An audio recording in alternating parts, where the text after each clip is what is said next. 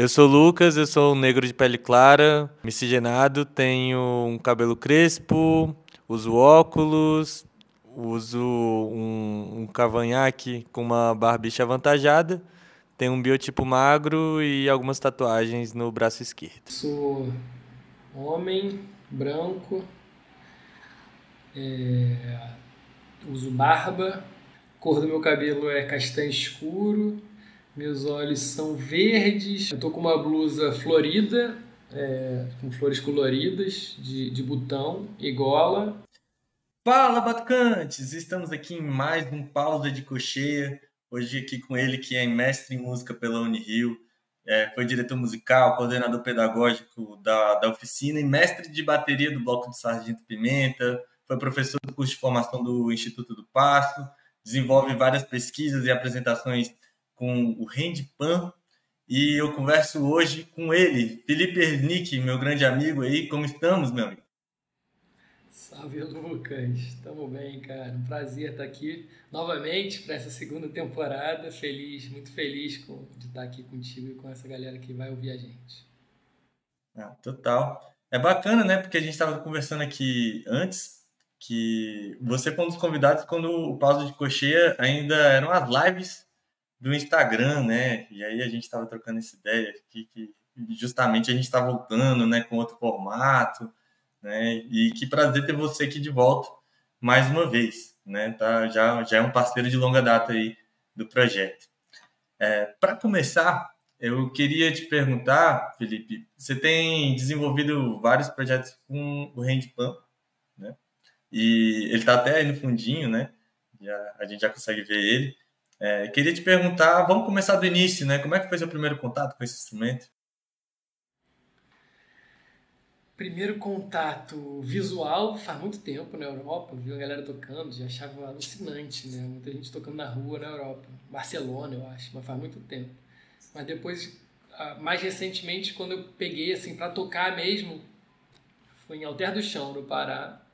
Tava na minha lua de mel, na pousada tinha instrumento, aí fiquei tocando um pouco e aí me encantei. Um momento bonito da minha vida também, né? Te emprestaram um instrumento ali? Como é que foi isso? Fica na pousada, ficava na pousada. Ah, Era tipo legal. do dono da pousada, uma coisa assim. E aí eles deixavam lá para quem quisesse tocar. E aí tive meu primeiro contato assim tocando instrumento. E aí foi aí que eu já estava numa busca, na verdade, por um instrumento para eu chamar de meu, porque percussionista tem essa coisa, né? Que às vezes toca muita coisa, vários instrumentos e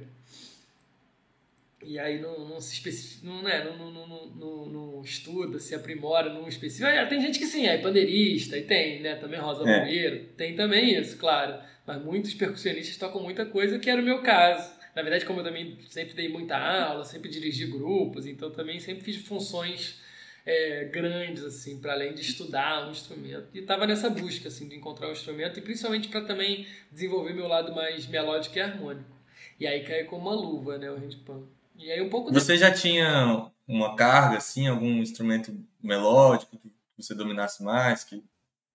cara, eu tocava um pouco de violão, fiz faculdade de música, né, de licenciatura, então fiz aula de teclado, saco, assim, um pouco, né, básico das coisas, não muito.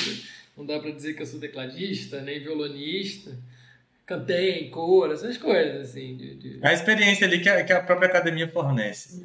que é a Unirio, um pouco antes da Unirio também tocava um pouquinho de violão, mas não tinha muito, não. Minha experiência maior sempre foi como ritmista, percussionista.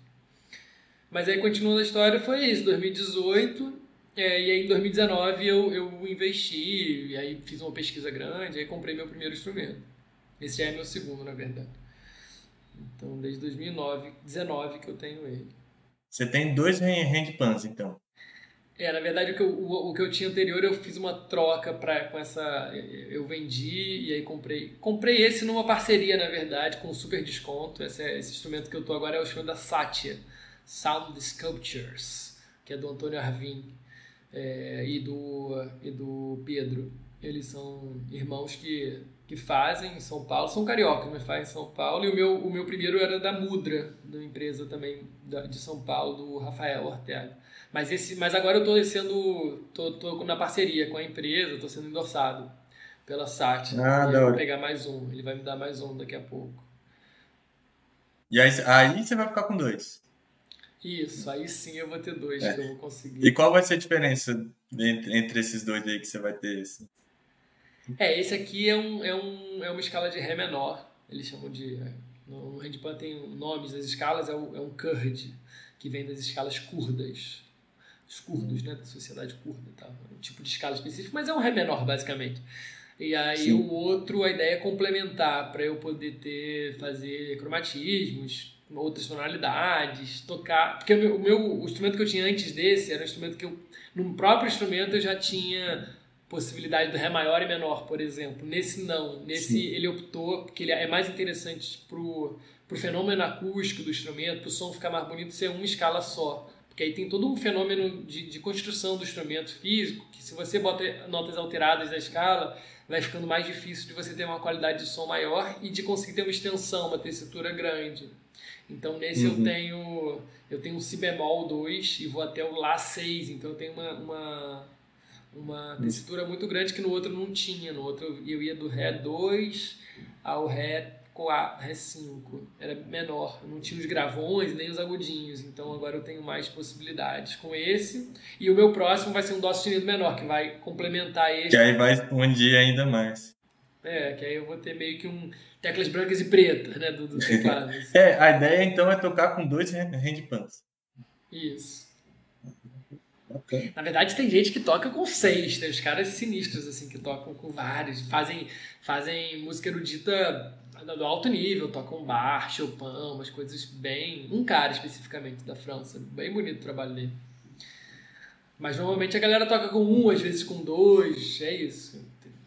É interessante porque é um instrumento que é um instrumento percussivo, né? E é um instrumento de criação bem recente, né? O pessoal fala muito que é um instrumento criado ainda nesse milênio, né? Mas que ao mesmo tempo ele exige bastante esse conhecimento melódico, esse conhecimento harmônico, né? Não tem muito para onde correr, né, Felipe? É um instrumento versátil, né?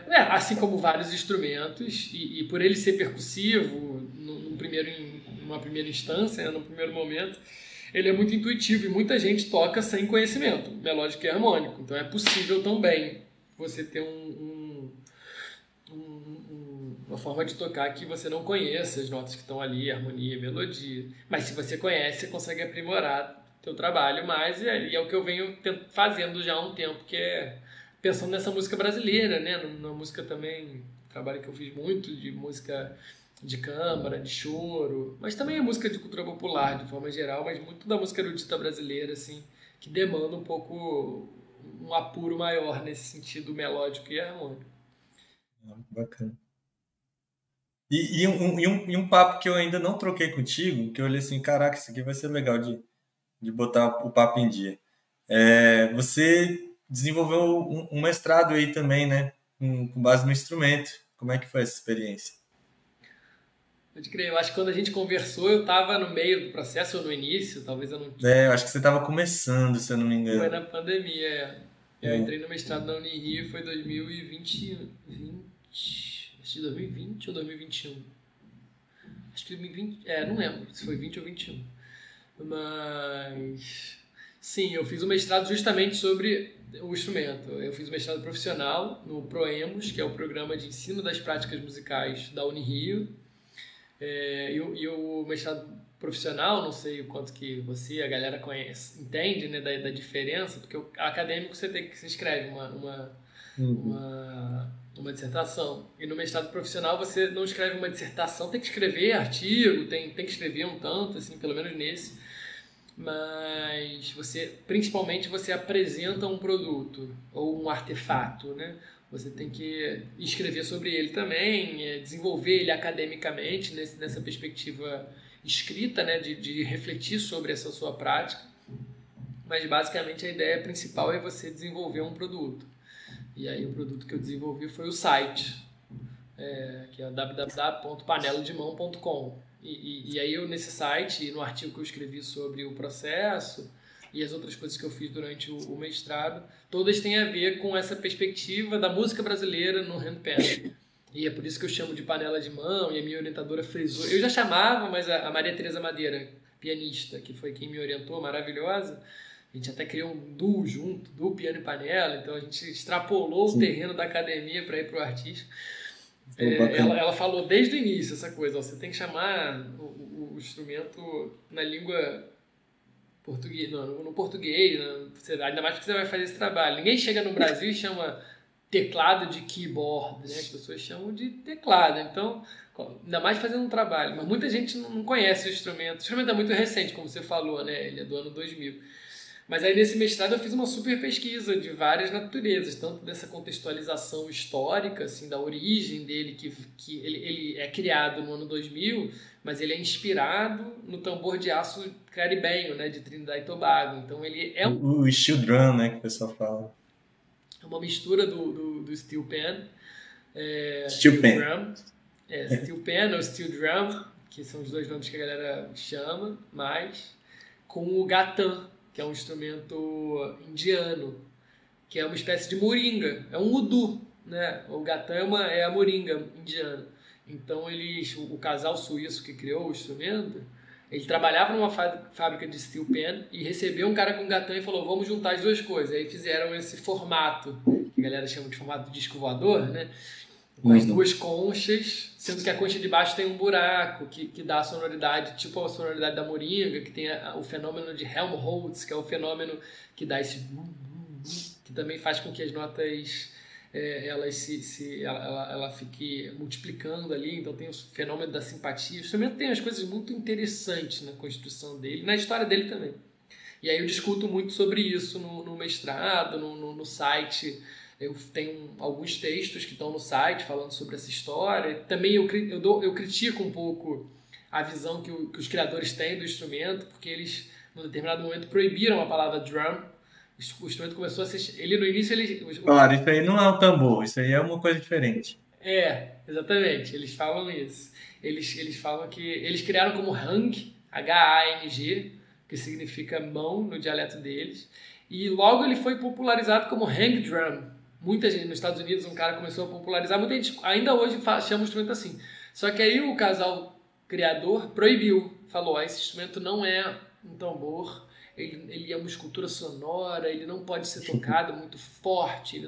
Aí tem uma visão um pouco europeia, ocidental, meio que eu critico, justamente porque eles próprios se inspiraram num tambor e não vão falar que não é um tambor. Você acha que a gente já está criando uma escola brasileira, ou mesmo latino-americana, talvez, desse instrumento? Cara, acho um pouco difícil chamar de escola porque é tudo muito recente, mas eu venho desenvolvendo esse trabalho, tem chegado para outras pessoas. Tem uma pessoa muito importante no Brasil, que é a figura mais conhecida lá fora, que tem a técnica muito boa, toca também música brasileira, tem um trabalho bem legal com música brasileira, que é o Alexandre Lora. Tem um curso online que ele vende de ritmos brasileiros no Handpan também. Tem outro cara que também faz um trabalho parecido, o Leandro, mas são poucas, assim. Tem o Stamato também, tem uma galera, assim, uma galerinha que tá fazendo, mas não sistematizado. Acho que o que tem de mais sistematizado, acho que é o trabalho que eu desenvolvo, estou começando a desenvolver, assim, no mestrado, que tem uma potência, tem um potencial de se tornar, não sei se escola, mas com um caráter pedagógico, nesse sentido de ampliar, assim, essa ideia do instrumento. E aí lá eu botei no site, além dessa contextualização, tem meus trabalhos artísticos nessa perspectiva, de mostrar um pouco as possibilidades com a música brasileira, tanto nessa cena da música erudita, né, com a Tereza, assim, piano, Chiquinha Gonzaga, Ernesto Nazaré, mas também com gêneros populares, cultura popular, com a Lia de Itamaracá, com o Ciranda, com a Aurinha do Coco, Fala do Coco. Tem um trabalho pedagógico, tem uma área pedagógica do site que eu tenho umas videoaulas, então tem. Bacana. Vamos falar um pouco desse... Fala, desculpa. Desculpa, eu te interrompi, vai lá. Nada. Mas vamos falar um pouco desses projetos aí. Por exemplo, me chamou muita atenção o OPAN, né? Ou Alpan, né? Que é uma orquestra. É uma orquestra de panelas, né? Como é que foi desenvolver isso? Porque você estava com mais 2 parceiros ali, né? Isso.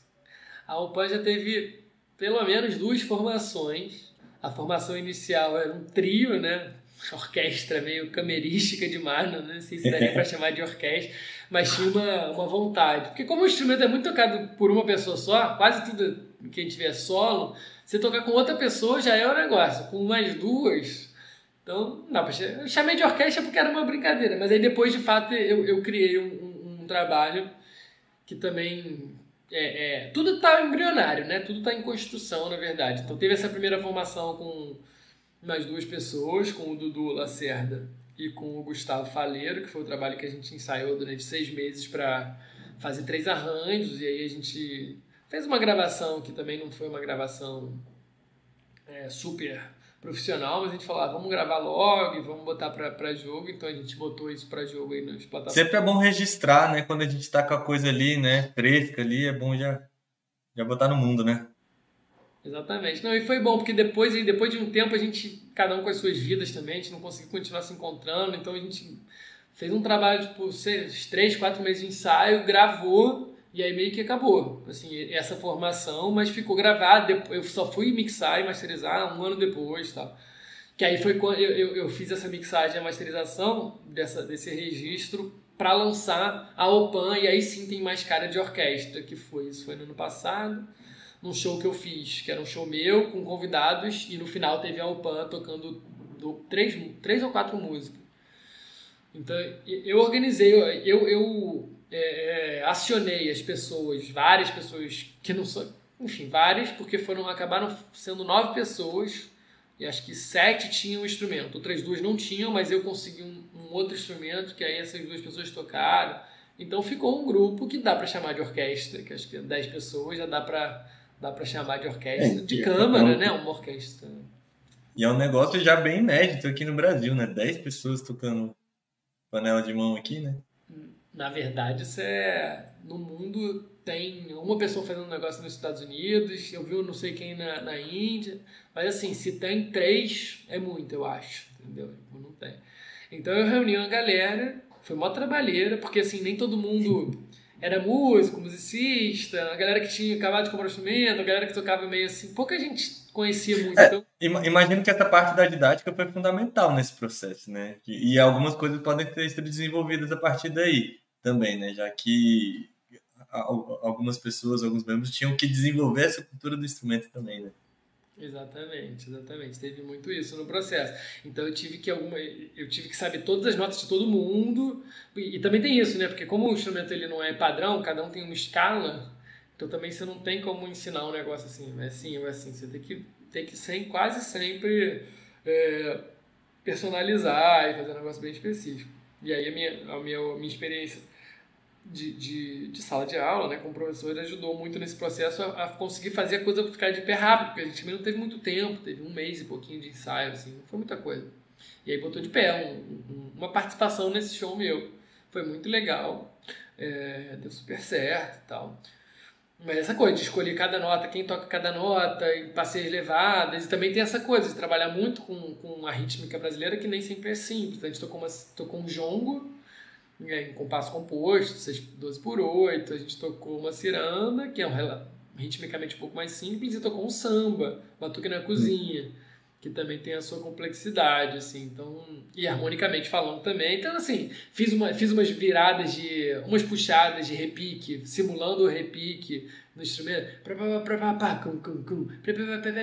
e aí fui harmonizando isso, ficou interessante, assim. E aí a gente botou para jogo, foi isso, foi meio do ano passado, que aí teve essa formação. Agora, teve essas 2 formações e eu tô com um projeto agora em Pernambuco, agora eu tô morando no Recife, que é fazer a formação OPAN-PE, né? Orquestra de Panelas de Pernambuco. Então eu vou meio que... A OPAN, tentando fechar a tua pergunta, é uma ideia, né? A UPAN é uma ideia, assim, de tá se desenvolvendo aí, sim. Está se desenvolvendo, e a ideia básica é essa, de você ter um coletivo de pessoas tocando handpans, não só uma, mas mais de uma, e podendo também ter outros instrumentos juntos. Nessa do ano passado, além dos handpans, tinha um violão, acho que tinha um berimbau, tinha um steel também, um steel pen, enfim, então somar com outras pessoas. E aqui acho que eu vou conseguir fazer isso, porque eu estou me articulando com uma galera boa do handpan e de outras e com outros instrumentos que dialogam também com... Pô, bacana demais, tá vindo coisa boa por aí. E, Felipe, você já passou alguma situação inusitada com esse instrumento? Situação inusitada. Cara, não sei se consigo lembrar uma situação específica. Ah, até tem. Tem, não sei se é inusitada, é melhor falar. Mas assim, acontece muito, né? A galera olha, sempre que eu tô com esse instrumento, todo mundo. Já no case já acha estranho, né? Todo mundo me vê. Casco tartaruga, homem tartaruga, essas coisas, né? Porque o instrumento ele é grande, ele tem esse formato de casco. E aí quando abre, então, e aí bota ele pra jogo, aí vem de tudo, né? Então essas coisas inusitadas que o instrumento tem por ele ser uma escultura sonora, né? Tem muita gente que chama assim, ele foi desenvolvido, ele foi criado como uma escultura sonora. Mas, cara, inusitada, que talvez possa se enquadrar que eu lembrei agora, foi meio difícil, na verdade, não é nem com o instrumento, foi com essa estante. Você vai dar pra ver, eu nem falei na descrição, né? Mas ele tá em cima de uma estante de madeira. Sim, que uma estante própria dele. E tal. Que foi customizada por um amigo meu, João Santos, que é marceneiro, que também é músico, e a gente fez ela junto. Só que ele fez pra mim o protótipo, depois ele até fez outras. Então esse que tá aqui ainda é o protótipo, a gente nem conseguiu fazer ainda outro. E como protótipo, né, volta e meia dá ruim de vez em quando. Mas eu acho que foi a estreia da estante. Eu falei, pô, vou estrear a estante. Estreiei a estante num lugar que foi numa casa de shows do Rio de Janeiro, que é conhecida, Vivo Rio. Não sei se você conhece, talvez as pessoas que estejam sim. É uma casa grande e tal, artistas grandes vão lá. E era um show do bloco do Sargento Pimenta, que é o bloco que eu faço a direção musical, que eu vejo a bateria, mas que era um show do formato pocket, que eu nem estava tocando mais, mas que eu fui convidado para participar com uma panela de mão. E era um show junto com a orquestra nova, uma orquestra muito legal também, uma orquestra que toca um repertório no Rio. Essa orquestra tem feito muita coisa, não sei se você conhece, se a galera conhece, mas é uma orquestra que faz shows temáticos. Ainda não, tô até anotando aqui. É legal o trabalho deles. Aí eles fazem show de funk orquestrado. Aí tem essa onda, assim, de pegar um mundo, acho que eles fazem de jogos, de game. E aí a gente fez esse projeto junto com eles, que era a orquestra com o Sargento Pimenta tocando Beatles. É o bloco de carnaval mais uma orquestra. Uma orquestra grande, uma orquestra com tudo que tem direito, cordas, sopros, metais e tal. E aí eu ia fazer uma participação, né, em 2 músicas. Aí beleza, a gente passou o som, foi difícil passar de som, muita gente, muita coisa, não sei o que. E aí deu entrar no meio de uma música. Ia ter uma música, aí quando tava acabando essa, era meio que uma entrada no fundo do palco, eu vinha acostumar. Aí a estante já tava lá. E eu conheço a galera toda, meus parceiros, né? Os holds, a direção de palco. E aí o parceirão que tava fazendo, não sei se acho que não era rodagem não, ele tava na direção de palco, o Grisalho. Trabalha agora com Martinalha, a galera toda. Trabalha com Lenine também. Aí ele botou a estante lá, beleza. Tava lá a estante, aí eu fui entrando com o instrumento do fundo do palco. E aí a gente tinha cronometrado a coisa da minha entrada para eu atacar, porque ia parar a música e eu fazer a introdução de Blackbird, se eu não me engano. Acho que começava com Blackbird. E era difícil, cara, o negócio. Eu fiquei estudando um tempão, tava meio tenso, assim, nervoso. Não foi muito simples tocar, não. Uns arranjos completos. Carlinhos Chaves, que arranjou, parceirão também, Carlos Chaves. Que até já compôs um negócio pra panela de mão. Violonista, cavaquinista, toca no monobloco também. Bacana. Maravilhoso. Aí, cara, quando eu cheguei, pô, tentando dar o frisson pra chegar na situação inusitada. Aí, quando eu cheguei, cara, eu tava lá e a galera foi me vendo chegar, né, chegando no instrumento.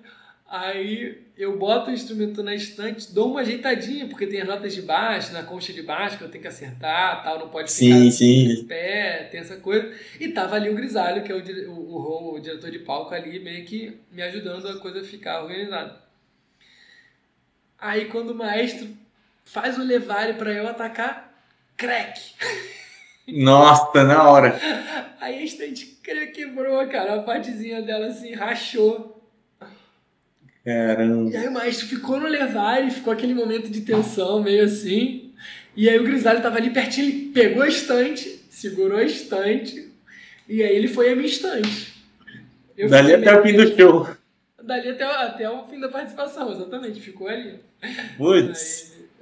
Aí, Mas são coisas que acontecem, né? Tá fora do nosso alcance. Que bom que a gente tem, muitas vezes, né? Como nessa oportunidade, da gente ter alguém ali pra ajudar a gente, foi né? maravilhoso.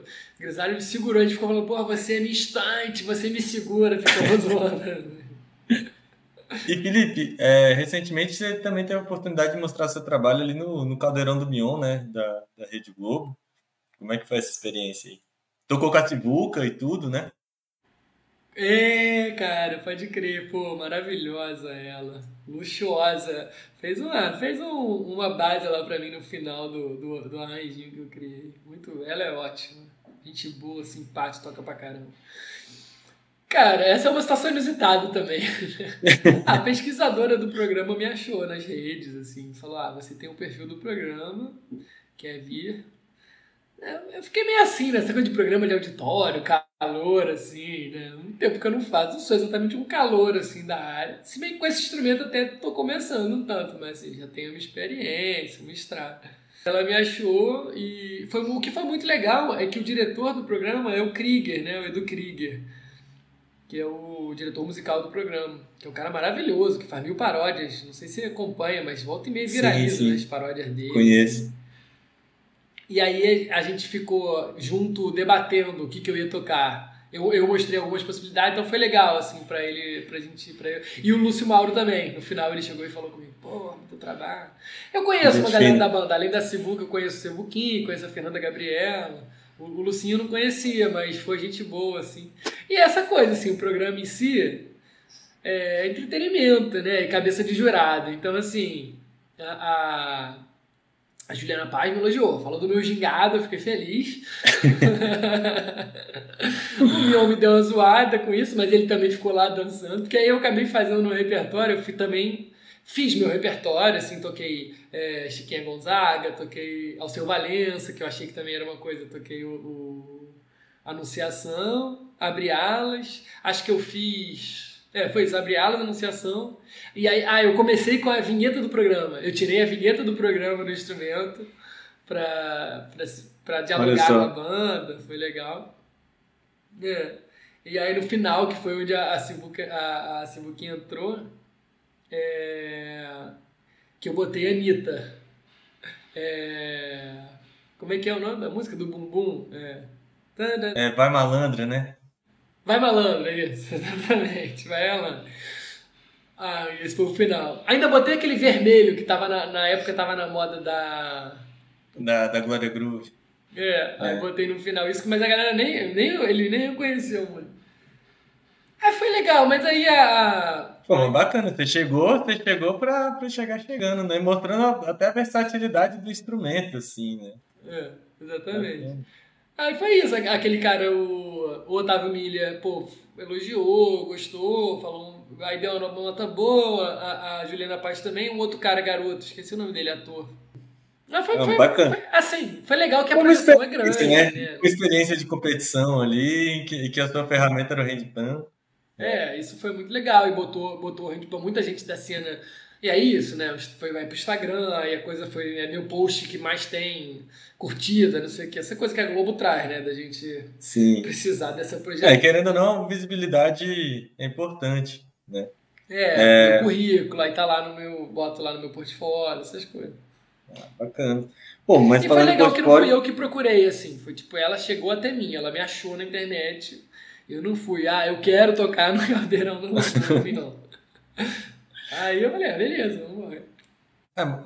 mas assim, por exemplo, você tá falando, esse eu não procurei, mas tem um trabalho ali com a Aurinha do Coco, Lia de Itamaracá, né? Então, falando em portfólio, eu acho que é bacana a gente também conversar um pouco sobre isso, né? Como é que foram essas experiências, assim, né? Duas grandes mestres que você teve a oportunidade de gravar junto no Projeto Reluz. Como é que funcionou tudo isso? Cara, foram momentos marcantes na vida, realmente. Aí sim, é isso. Eu procurei, aí tenho muita vontade, eu idealizei o projeto. Acho que foi também o Reluz é o projeto que me coloca um pouco na cena da música instrumental, da cultura popular, ou como instrumentista, né? Eu antes de ter idealizado esse projeto, eu sempre fui muito associado aos grupos que eu trabalho, né? O que eu toco, o que eu dirijo, o que eu rejo, o que eu dou aula. Mas então, o projeto Reluz, que foi o projeto que eu entendo como um projeto que me colocou num lugar assim com meu nome para jogo, carreira solo, instrumentista. Eu já vinha estudando há um tempo o instrumento, mas eu queria fazer alguma coisa com o instrumento que tivesse a ver comigo e que me colocasse na cena, na parceria também, que tivesse a ver com a minha história, com as minhas pesquisas. Porque antes do Reluz é isso, eu era muito associado ao Sargento Pimenta, ao bloco de carnaval, toca Beatles, e eu sempre fui, desde o início, a liderança do grupo, minha cara tá lá no carnaval, eu rei para 500 mil pessoas, essas coisas todas que colaram com o bloco. Eu também sou uma pessoa importante do PASSO, do método de educação musical, então sou um dos professores formadores do Instituto, fiz muita coisa junto com o Lucas Ciavato, que é o cara que criou o método. E alguns outros espaços que eu era sempre associado às instituições, né? Aí, Sargento Pimenta, não sei, mas não o meu nome, assim. E aí o Reluz foi o lugar, o projeto que eu criei, que eu idealizei e que meu nome estava ali, na cara. E que eu investi também, assim, tempo, dinheiro para fazer a coisa ficar de um jeito que achava interessante. Então, o primeiro foi com a Lia, e aí a história com a Lia de Itamaracá. Bom, a minha história com a Lia é de adoração, né? De apreciação, de admiração por ela, quem ela é, pelas músicas dela, pela ciranda, quem ela representa, né? Isso, a rainha, né? Ela é realmente uma figura que é uma entidade. Quando ela ia pro Rio fazer show, eu olhava aquela mulher e falava, caralho, Sim, que é isso? Que ela é pessoa, imponente né? Tem demais. muita força, muito imponente, muita no jeito de ser, de se colocar, de cantar, de dançar, as músicas, enfim, sempre foi muito encantador. E eu sempre cantei muito, gostava de ciranda. Trabalhava muito ciranda em aula para criança, sempre trabalhei muito com ciranda. Sempre foi um gênero que eu gostava, assim. E aí a gente teve a oportunidade de gravar uma entrevista via Sargento Pimenta, de fazer uma live, porque nessa época das lives aí, que você. Acho que foi. As tuas acho que começaram um pouco depois disso. A gente foi logo. O Sargento Pimenta entrou nessa onda de live logo no início da pandemia.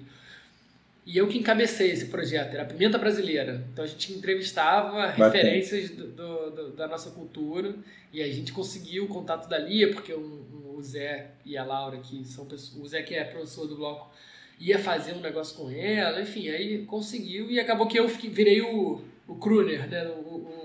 Como você é no Pausa de Cochê, eu virei a pessoa que fazia.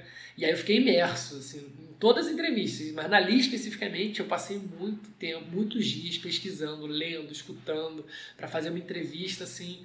E eu lembro, assim, bem a sensação que eu tive naquela época. A gente tinha 4 meses de pandemia, sei lá, alguns meses de pandemia, a gente tá todo mundo em casa e não tava tocando. E eu lembro da sensação, 10 minutos antes de começar a entrevista, de eu nervoso, me vestindo, tipo coxinha de palco, né? Tipo, na camarim, assim. E aí eu deitado, respirando, concentrando, vendo. Então foi tipo um show, assim, pra mim. Foi um momento que cara, eu preciso estar bem pra fazer esse negócio. Então a entrevista com a Lia foi. E ela deu um retorno legal, porque ela também ela não estava dando muitas entrevistas, a gente também resolveu, achou que muita gente não fazia isso, mas a gente achou que tinha que pagar, né, os entrevistados. Isso foi muito legal. Então, é importante, a gente estava trocando essa ideia aqui antes de começar, né? Porque, querendo ou não, você está colocando um conhecimento específico ali, né, para jogo, né? Você tem uma trajetória ali. Eu acho que é importante para abrir um pouco isso, né? Por parte do Pausa de Cochê também, né? Que a gente também procura dar essa valorizada mesmo, né? Porque, enfim, né? O que não falta para músicos, artistas no geral, são contextos que não valorizam a gente, né? Então, acho que sempre é bom fomentar isso, assim. Enfim, só um comentário rápido, Felipe, só porque eu, Luciano, eu vou pegar essa âncora. Eu tava pensando em falar sobre isso mais pro final, mas já que você levantou essa bola, cara, eu acho que, pô, você faz um trabalho, acho que a galera que tá levando a sério, né, o trabalho de entrevistador, entrevistado, né, de podcast. E acho que hoje em dia tá com também com um movimento assim de investimento, né? Também via edital, tal, que é legal, que eu acho que é importante que tenha mesmo. Mas enfim, aí voltando, a gente conseguiu fazer isso via Sargento Pimenta e eu conheci um tanto ali. Já conhecia, mas me aprofundei um pouco na história dela e principalmente no contato com o produtor dela, o Beto Reis. Uhum. E aí calhou, nessa mesma época, eu tava passando uma parte da pandemia em Pernambuco, Maragogi, na verdade em Alagoas, porque minha família tem casa lá, e aí eu vim passar um mês aqui, e aí consegui uma brecha na agenda da Lia, porque ela também estava sem fazer muita coisa, ela achou interessante o projeto, e aí consegui, cara. Foi uma sorte, ao mesmo tempo foi um fruto do trabalho, e aí eu estar em contato com a Lia, assim, né, do lado dela, foi um negócio, gravar em estúdio com ela. Aí no clipe, depois, quem quiser assistir, tá lá, né, Reluz 01, a Realeza da Cirano. Tem umas cenas também que a gente... Porque aí o Reluz, qual é a ideia do Reluz? Além da parte musical, que tá no Spotify também, se quiserem só ouvir. Mas tem uma espécie de mini-doc, assim, porque a gente fez um trecho inicial apresentando os personagens com falas deles que eu peguei via entrevista. Eu entrevistei ali de novo no estúdio com captação de áudio legal. O que você acha que ficou mais marcante dessa entrevista dali? Assim? Que mais te pegou mesmo, Felipe? A simplicidade dela, né? Essa coisa que é uma pessoa comum mesmo, assim, a pessoa é isso, né? A pessoa, óbvio que ela é uma pessoa igual a gente, mas é muito humilde nesse lugar, assim, não tem isso é uma coisa que eu acho que, de forma geral, da cultura popular. Mas é isso que ela fala, né? Ela repete é um pouco o discurso que ela faz para ela enquanto artista, mas é um pouco ela. Eu tava no mar, a onda ia, a onda voltava e aí eu criei a música. Essa coisa dela ter o lugarzinho dela morar, a onda vai, a onda volta, e aí vem a poesia, e aí eu crio. E aí depois eu fui na casa dela, eu conheci o marido dela, então assim, você vê a casinha dela, uma casinha bonitinha demais, humilde, ali em Itamaracá, na ilha, ela faz questão de continuar morando ali, ela não tem esse lugar que a gente às vezes tem nos centros urbanos, assim, ou a gente quer a música, sei lá, acho que Rio, São Paulo tem isso, não sei se Brasília um pouco também, mas enfim, nesses grandes centros urbanos, né, nesses lugares em que o capital está concentrado, que a gente fica vendo esse lugar da música como muito fetichizada, né, do palco, da performance. E eu conheci ao longo da minha história, não só a Lia, muitas outras figuras, que a música não é a percussão, a música não é isso, a música faz parte do cotidiano, é canto de trabalho, tá? Então acho que isso me chamou a atenção um pouco na relação com a Lia. Ela é uma figura dela, assim, dura até, não é uma pessoa super receptiva. Na verdade, as figuras que cantam com ela, que são as irmãs Baracho, Dona Dulce e Dona Bill, essas sim eu me aproximei mais. E essas queriam falar e tal, mas super fui no sítio delas, elas são maravilhosas, essas mulheres. E elas são filhas do rei sem coroa, do seu Antônio Baracho, que morreu em 83 sem a coroa, mas foi ele considerado o rei que deu a cena para Lia, inclusive. Ele é um cara que pouca gente conhece. Aí eu entrevistei elas cantam uma música dele que pouca gente conhece. Então nos arranjos eu botei uma música conhecida dali, o Quem Me Deu Foi Lia, que todo mundo conhece e tal, junto com No Alto Mar, que é uma música linda demais, que a Esbaracho canta. E aí o que eu tava contando para fechar, que no estúdio foi muito legal, ali eu não sabia a letra dessa música direito, porque ela não canta, é mais das Irmãs Baracho. Eu fiz questão de botar as Irmãs Baracho em evidência, porque sempre é ali e as Irmãs Baracho cantando ali junto com ela. Aí eu fiz questão de, no meio do arranjo, ter as Irmãs Baracho em voz principal e a Lia fazendo coro. Só que eu tinha que fazer o símbolo. Você tinha que fazer uma regência ali mesmo, né? Debaixo da pedra tem areia, por cima da pedra. Aí eu ficava fazendo assim, a água bate. O gesto de cada coisinha da música. Isso. Aí a gente registrou isso e ficou lá. No clipe tem uma partezinha eu regendo ali, cantando. Ficou legal. Bacana. E Felipe, isso é um ponto que eu não queria deixar de abordar. Porque você também é um regente, né? E você carrega conhecimentos não só acadêmicos, né, da regência, mas você também teve contato com muita regência popular. Então eu queria te perguntar o que você acha importante no momento de reger, né? Você que já regeu em algumas oportunidades aí, centenas de pessoas, assim, né? Então, o que é importante para você numa regência? Pô, ótima pergunta, cara. Regência é um tema maravilhoso. Depois até no final eu vou te fazer uma pergunta também sobre isso. Ih, eu tô lascado. Mas Cara, eu adoro esse termo. Acho que a regência é um tema maravilhoso e acho que é muito legal essa ideia de você pensar vários tipos de regência, né? Porque a palavra regência muitas vezes remete a essa coisa do maestro, de orquestra e de uma regência pomposa, não sei o que, a coisa do cara que é o figura e tal, não sei o que. E existem tantos tipos de regência, né? E aí você vai para esse lugar da cultura popular. A minha experiência maior, assim, de referência de regência de grandes grupos de percussão tem muito a ver com escolas de samba, né? Com mestres de bateria, com diretores de bateria de escola de samba. Mas também está um tanto associado ao passo, né? O Lucas também é uma figura importante, com esse avato que criou o passo, que talvez seja a minha primeira grande referência, assim, como uma figura de liderança, né? De pensar esse lugar da regência. E acho que, na verdade, para além do Lucas, né?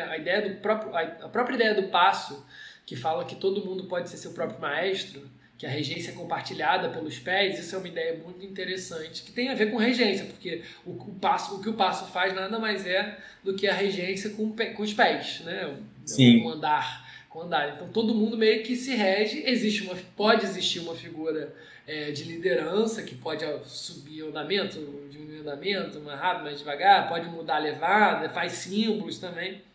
Mas basicamente essa ideia de uma regência compartilhada eu acho que é muito interessante estar dentro de mim, compartilhada via corpo, né? Que eu acho que isso é um negócio interessante, assim, pensar que o corpo é o grande farol de tudo, né? Em música, assim, é a grande primeira referência de qualquer coisa que você vai fazer em música, pensando em ritmo, certamente, é o corpo que vai comandar o que vai acontecer. O maestro tradicional, ele vai mexer as mãos, vai ter um movimento, né? É o corpo em movimento, né? O corpo em movimento que diz, que dita o que está acontecendo ali. Como o corpo se move, nesse sentido é interessante pensar na articulação com dança também, né? Então, muitas vezes a regência está associada à dança. Eu estou fugindo um pouco da tua pergunta, eu vou tentar. não, você está respondendo ela de forma sensacional, porque eu acho que isso é interessante, Felipe, né? Muita gente não para pensar nisso, e eu acho que também não é um problema, mas o corpo está ali, como você falou, né? A gente está executando a música, o corpo está ali, e quanto mais a gente tiver uma consciência desse processo, né? Quanto mais a gente domina isso, mais a gente está se regendo também, né? Isso é interessante, esse ponto que você colocou. Exatamente.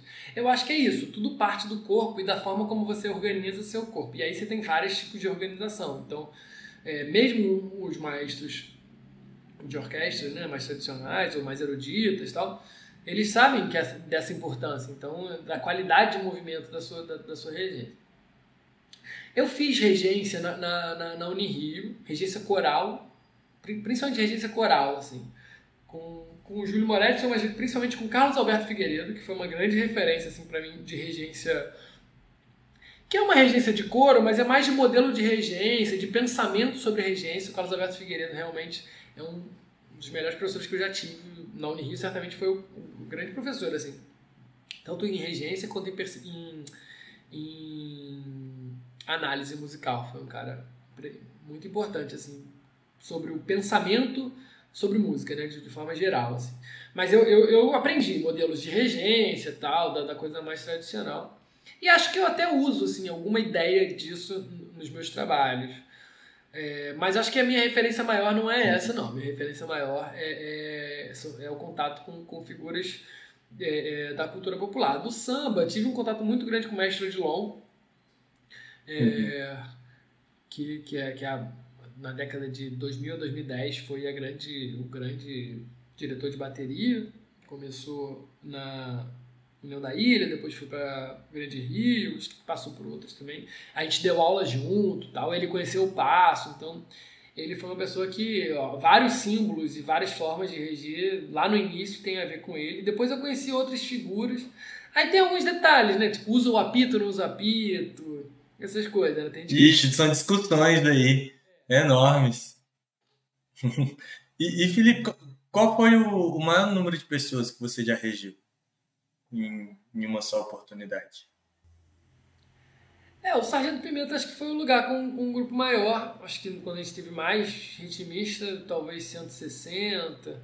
Ah, não, lá em Londres, cara, eu acho que talvez devia ter mais. Porque em Londres a gente foi via Sargento Pimenta, mas junto com o Monobloco.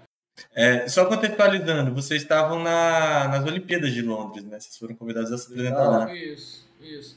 A gente fez a gente recebeu a tocha olímpica, ia ter um grande desfile para o recebimento da tocha olímpica em 2012, nas ruas de Hackney, que é as ruas de um bairro do subúrbio, e depois depois a gente expandiu para uma turnezinha do bloco. Mas para fazer esse desfile, eu e mais um amigo meu, a gente foi antes para preparar os batuqueiros londrinos, junto com a galera do Monobloco. Eu e o Matheus Xavier. A gente foi do Sargento Pimenta. O Leandro e o Felipe também foram, mas eles foram mais da parte da harmonia. Eu e o Matheus, a gente foi preparar a parte de percussão, junto com o Celso Alvim, diretor do Monobloco, que é uma referência também grande, até de regência também, é uma figura bem importante, assim, na cena dos blocos de carnaval, de uma retomada do Rio, assim, a partir dos anos 2000, e das oficinas, né, de bloco, né? Então os blocos começaram a ter oficina muito a partir de uma didática que o Monobloco trazia, que o Celso principalmente trazia, Celso Alvim, que é a liderança, o regente do Monobloco. E o Celso foi muito amigo do Lucas, então o Celso foi o primeiro professor do Passo do Lucas, e o Lucas foi o primeiro professor do Celso de percussão, então tem uma história também do Celso com o Passo. Tudo em casa. Tá tudo meio que em casa. E quando a gente começou o Sargento Pimenta, eu tive uma conversa grande com o Celso também, para pensar a estrutura do bloco. Enfim, e aí a gente teve esse desfile que a gente preparou. Então, eu não lembro exatamente o número, mas devia ter uns 100 batuqueiros londrinos e a gente levou mais uns 30 e o Monobloco deve ter levado mais uns 30.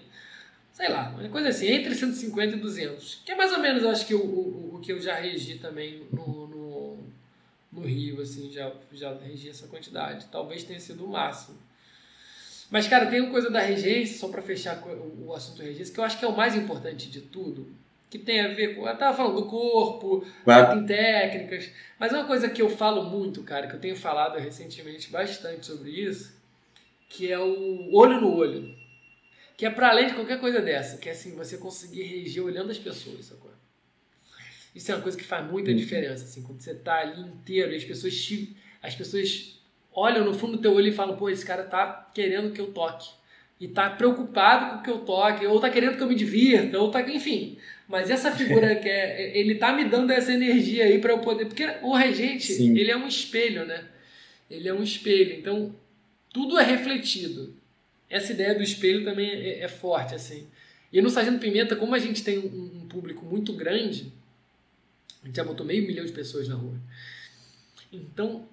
Às vezes é muito pesado, inclusive, assim, sempre saio esgotado, né? Hoje em dia menos porque isso é uma outra coisa que depois podemos falar um pouquinho, que é a coisa de compartilhar a regência. Mas durante muito tempo eu regia, ou eu sozinho, ou junto com o Matheus. E aí tem uma hora que eu falo, gente, a gente precisa compartilhar esse negócio, porque é mais interessante. Eu tive a oportunidade de visitar vocês num ensaio do Sargento Pimenta, e isso eu achei uma coisa muito legal, né? Essa regência compartilhada, várias pessoas regendo várias partes ali do bloco, né? Como é que isso funciona? Como é que vocês dividem isso, assim? Vou falar sobre isso, mas vou fechar só com a do espelho, que eu acho que é muito forte, que é isso, assim. Quando você precisa... sim, por favor. Não, mas esse é um assunto ótimo, eu quero falar sobre isso também. Mas a coisa do espelho, que eu acho que é muito legal, que é, assim, essa função, que o que acontece? O que você faz bate na galera que tá... reflete na galera que tá tocando, que reflete no público. Então, na verdade não é que você é o espelho é quem tá tocando. Tipo, você olha pra galera que tá tocando, que olha que manda a música, o toque, a batida e a energia pro público. Então você, sozinho, tem que botar uma energia para 160 pessoas para botar energia para 500 mil pessoas. É muito louco isso, assim, essa coisa desse sistema assim, que acontece. Mas é muito mágico também, é muito revolucionário, assim, é muito engrandecedor também, assim, né? Realmente são momentos na vida que ficam muito... guardam uma energia muito grande, assim, e afetiva e de memória. Mas sobre a coisa da regência compartilhada, a gente... No início, eu fazia a regência do Sargento Pimenta. Eu fazia a regência principal e o Matheus Xavier fazia a regência de peso, que são os instrumentos, né, o surdo, caixa e repique, instrumentos que, no nosso caso, fica mais no fundo. E eu fazia a regência geral e dos leves, né, agogô, tamborim e panderola. Essa é a formação que o Sargento Pimenta usa, a formação instrumental. Então tinha essas duas regências e a gente alternava também um pouquinho. Mas eu fazia mais a principal. Aí depois teve um momento que a gente estagnou, eu só na principal, o Matheus só no peso. Isso ficou uns anos, os primeiros anos. Só que desde o início eu sempre tive uma coisa de acreditar em equipe, sacou? E trazer a galera pra junto, e trabalhar o coletivo, entender que não fazia sentido, nunca fiz nada sozinho, não tem como, é impossível, mas valorizar esse sentimento realmente de equipe, de coletivo e das pessoas identificadas com um formato, com uma forma de fazer. Então, no Sargento Pimenta, todo mundo que entrou no início e que continuou estava muito identificado em algumas causas, né?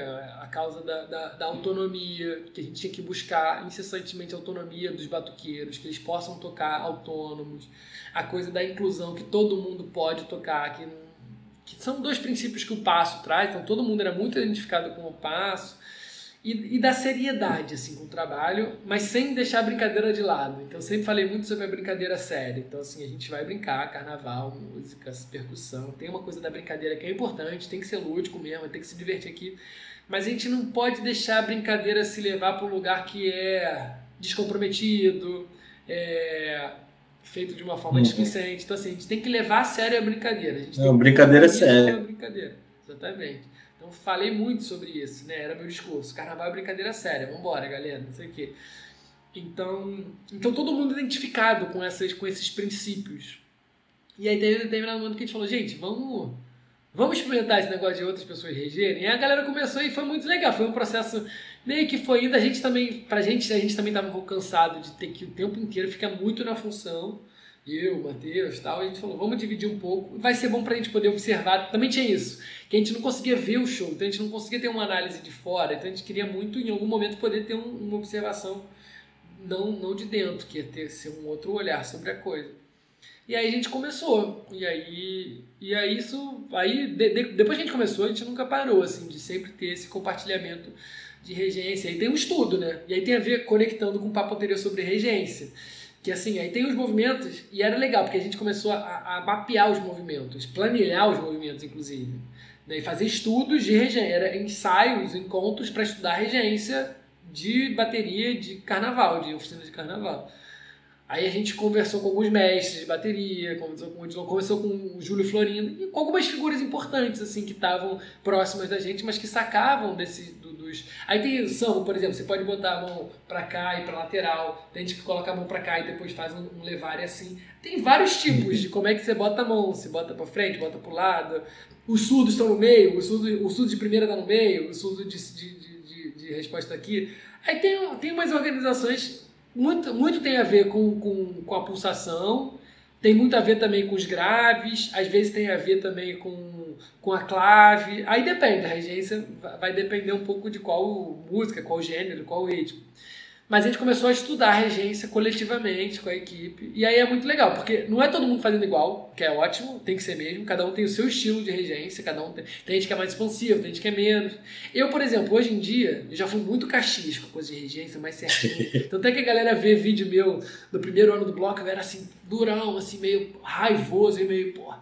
Sempre tive uma coisa meio sangue no olho, assim, de caralho, de fazer a coisa acontecer e não deixar, mas eu era mais duro um pouquinho. Hoje em dia minha regência é muito mais... Às vezes eu erro um negócio de técnica, mas dou uma risada, a galera também... Porque também tem um núcleo que vai segurar, porque tem muita gente que está muito tempo com a gente, então tem uma coisa muito mais da energia leve, de levar para...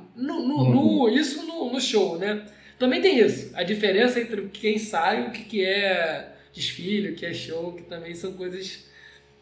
Que o trabalho é uma coisa. Sim. Depois quando você vai lá, tem que fazer algumas coisas, mas tem coisas que você pode deixar que a galera vai fazer porque o trabalho já foi feito. É só a cereja do bolo. Felipe, estamos caminhando para os finalmente aqui. Você tinha mencionado que ia fazer uma pergunta? Não, o que eu ia te perguntar era porque eu lembrei, Eu tô até com saudade, tem que escrever eu queria te escrever, aí você mandou mensagem me convidando. Mas quero muito falar com o Fred também, saudade dele. Eu fiz um trabalho aí com vocês, que não sei como é que tá a tua... se você continua, enfim, mas fiz um trabalho grande com o Patu Bater.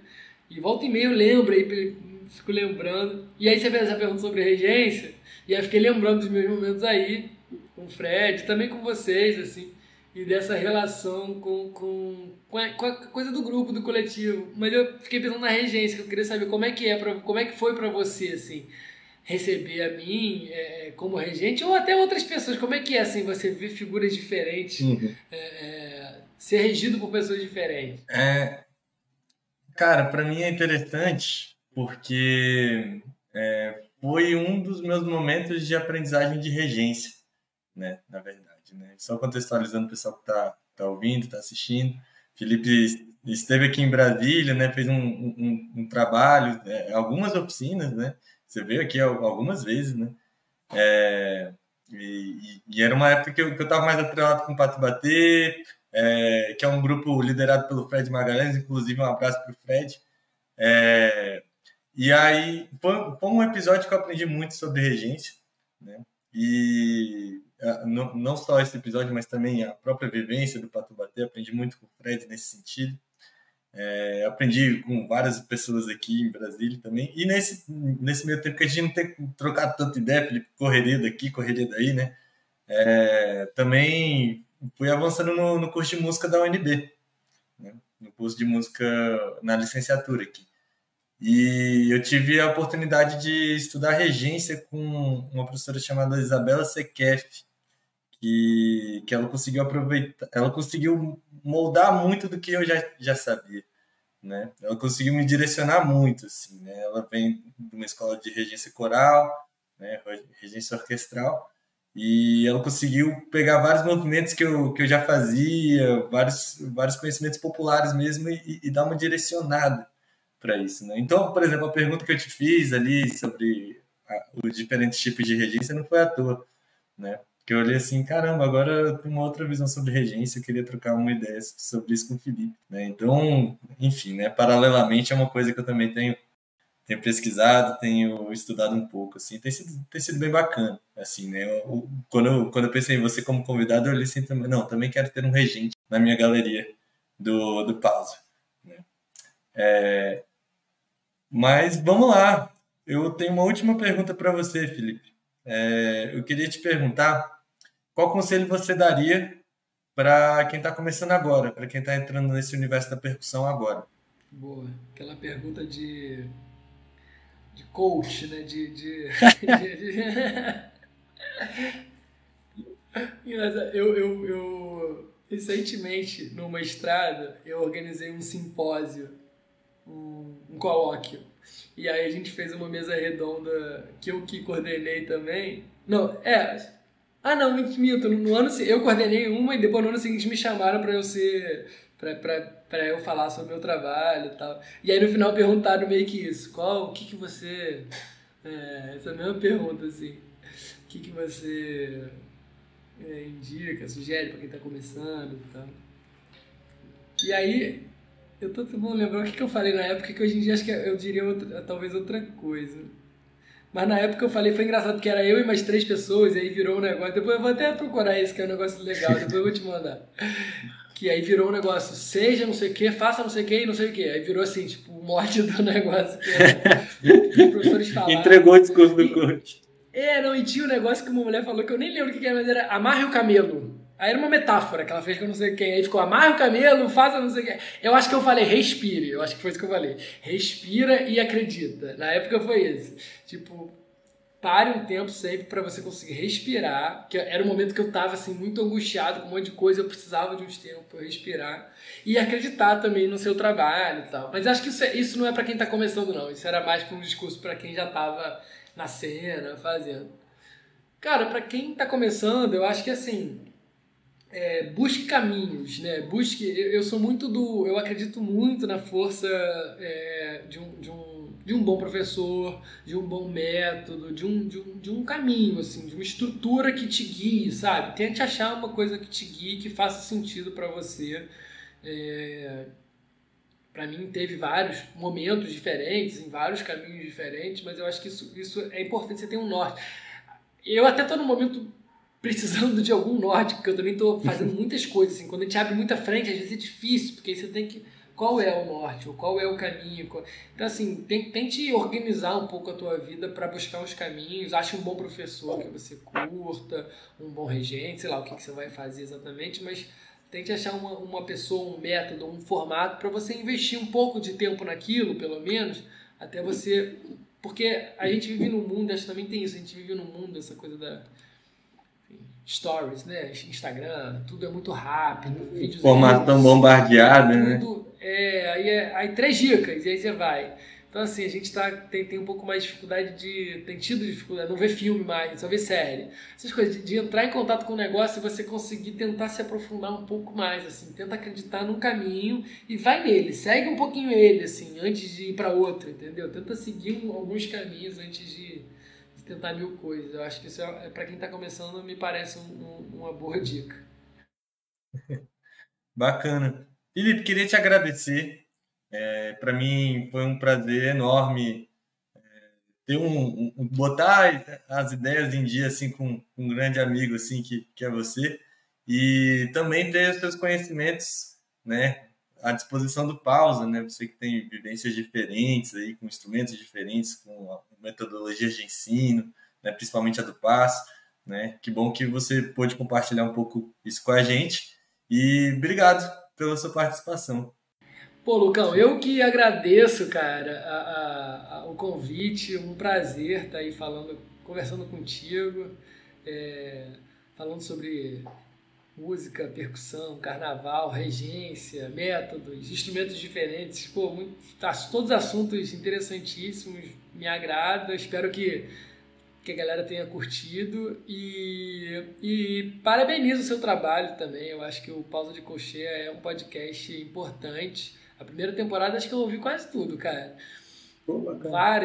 Muita gente legal, assim. Tô curioso para ouvir essa segunda, os outros convidados, convidadas, e fico feliz que você está continuando esse caminho difícil e ao mesmo tempo reconfortante, né, que traz esses retornos, né, de estar em contato, podendo estar... É um momento que você está em contato com as pessoas também, falando sobre coisas interessantes.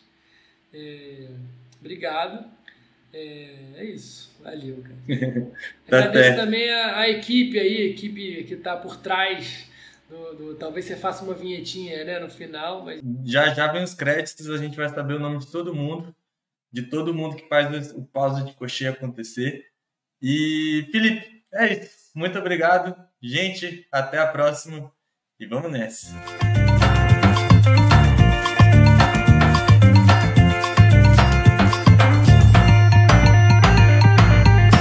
Podcast Pausa de Cocheia. Este projeto foi realizado com recursos do Fundo de Apoio à Cultura do Distrito Federal. Coordenação e apresentação, Lucas Ramalho. Produção executiva, Ana Noronha. Gestão de projeto, Carol Villa-Lobos, Maria Vale. Assistentes de produção, Irene Chemin, Mariana Sobrinho, Lucas Tufas. Identidade visual, Felipe Conde. Edição de áudio, Hélio Santana. Elaboração de roteiros, Lucas Ramalho. Trilha sonora original, Lucas Ramalho, Fernando Jatobá. Diretor de fotografia, Júnior Rosa. Edição de vídeo, Júnior Rosa, Heitor Lopes. Assessoria de imprensa, Um Nome Produção e Comunicação. Assessoria de publicidade, Eliana Leite, Um Nome Produção e Comunicação. Consultoras de acessibilidade, Carol Dias, Amanda Gomes. Intérpretes de Libras, Tati Elizabeth, Iago Fernando, Ana Júlia Gomes. Ministrante de oficina, Apoena Machado, Martinha do Coco. Monitor de cegos, Marcos do Espírito Santo. Operador de som, Audio Wiki. Apoio, Sapucaia Lab e Um Quarto Estúdio.